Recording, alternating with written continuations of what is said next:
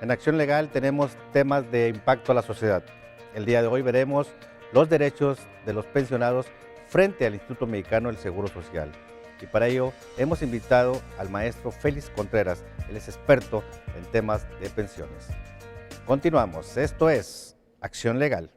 Algunos de los beneficios de estar afiliado al IMSS es, además de la atención médica para ti y tu familia, Infonavit, incapacidades, acceso a recursos económicos en eventualidades, sistema de ahorro para el retiro, pensiones. Recuerda que para ser válido tu ahorro es necesario que te encuentres afiliado a una Afore, donde el patrón irá depositando cierto porcentaje de tu salario, el cual está destinado también para el IMSS, y esto lo podrás retirar cuando cumplas la edad de retiro laboral. Hoy en nuestro programa veremos sobre los diferentes tipos de pensiones, así como el factor que denomina el recibir poca pensión, porcentaje tanto de la viuda como de los hijos, derechos y obligaciones de los afiliados. Como cada semana, esto es Acción Legal. El tema de hoy, los derechos de los pensionados frente al Instituto Mexicano del Seguro Social, el IMSS. Y para ello, hemos invitado a un experto en la materia, el licenciado, maestro de la Facultad de Derecho y Tecnología, Félix Contreras Argyropoulos. Así es, licenciado, muchas ¿Está bien? gracias. ¿Argyropoulos? Argyropoulos. Ok. Me da mucho gusto que esté aquí, maestro, acompañándonos, dándonos luz sobre sus conocimientos. Sabemos que ha hecho varias obras literarias sobre este tema de las pensiones. Y la primera pregunta, maestro, Gracias. es ¿qué tipo de pensiones y qué requisitos para obtener una pensión? ¿Hacia dónde tiene que ir el ciudadano que se encuentra en esta situación? Muy amable. Bueno, primero agradecer la invitación atenta de usted y de la universidad. Y en efecto, hay diferentes tipos de pensiones en la ley del Seguro Social. Yo creo que para sistematizarnos vamos en el mismo orden que los maneja la ley del Seguro Social. La primera pensión a la que tiene derecho una persona sería la de riesgos de trabajo.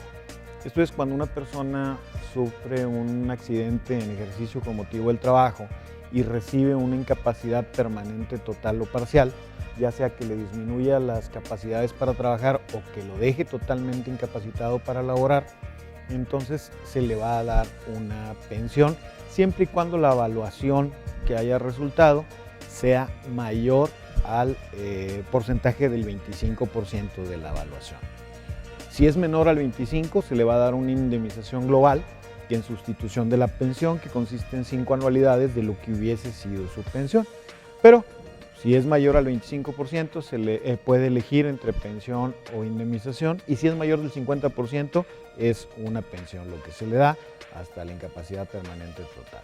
En este caso cabe destacar que no se requiere absolutamente más que ser afiliado en el Instituto Mexicano del Seguro Social. Si una persona entra a laborar el día de hoy y desafortunadamente sufre un accidente que lo incapacita para laborar por el resto de su vida, tendrá derecho a una pensión por riesgo de trabajo porque estaba afiliado al Instituto Mexicano del Seguro Social. Es decir, en este caso no se tienen que tener semanas cotizadas por el tipo de seguro que es. Luego tenemos la pensión de invalidez, que esta es proveniente de una enfermedad no profesional. Esto es muy interesante porque el criterio es tanto económico como médico. La ley nos establece que la pensión de invalidez se otorgará cuando la persona, por un riesgo no profesional, tenga la imposibilidad de procurarse mediante un trabajo igual una remuneración superior al 50% de la obtenida en el año inmediato anterior. En este caso sí nos pide la ley que para otorgar la pensión se tengan por lo menos reconocidas en el instituto 250 semanas cotizadas. Luego tenemos la pensión de cesantía, que mucha gente confunde la expresión por la edad, porque esta se adquiere cuando se tiene 60 años y quedas privado de trabajo remunerado. En este caso, la cesantía tiene que ver más que nada con el hecho de quedar cesante, con el hecho de haber quedado sin trabajo, y se cubre a partir de los 60 años de edad, siempre y cuando se tengan 1.250 semanas de cotización. También tenemos en el caso de vejez, que esta es nada más por haber cumplido los 65 años y tener acreditadas un mínimo de 1.250 semanas de cotización. Hay que aclarar que esto es en el nuevo régimen de seguridad social. La ley fue modificada en 1997 y los que están asegurados con antelación a esa fecha pueden seguir aplicando en su beneficio las semanas que la ley anterior establecía, es decir, 500 semanas de cotización, una diferencia pues, bastante grande, casi 15 años. Esos son los requisitos básicos que se piden para tener derecho a una pensión. ¿Cuáles son los parámetros, maestro Félix Contreras, respecto? La gente a veces se queja de que es muy poquita pensión, que reciben muy mínima pensión. ¿En qué se basa la ley para establecer esos parámetros de aplicación al otorgamiento de una pensión? Es muy buena pregunta. La ley, primero que nada, esto tiene que ver en razón con el salario, principalmente con el salario que se estuvo cotizando.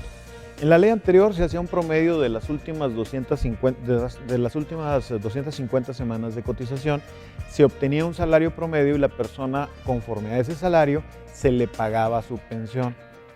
De tal suerte que esto a veces representaba un problema para el Instituto Mexicano del Seguro Social, porque podríamos tener una persona que estuviese cotizando toda la vida con salario mínimo y ya próximo a pensionarse buscaba incrementar su salario ante el Instituto Mexicano del Seguro Social, y los últimos 5 años era lo que cotizaba con salarios superiores y entonces se pagaban pensiones bastante altas.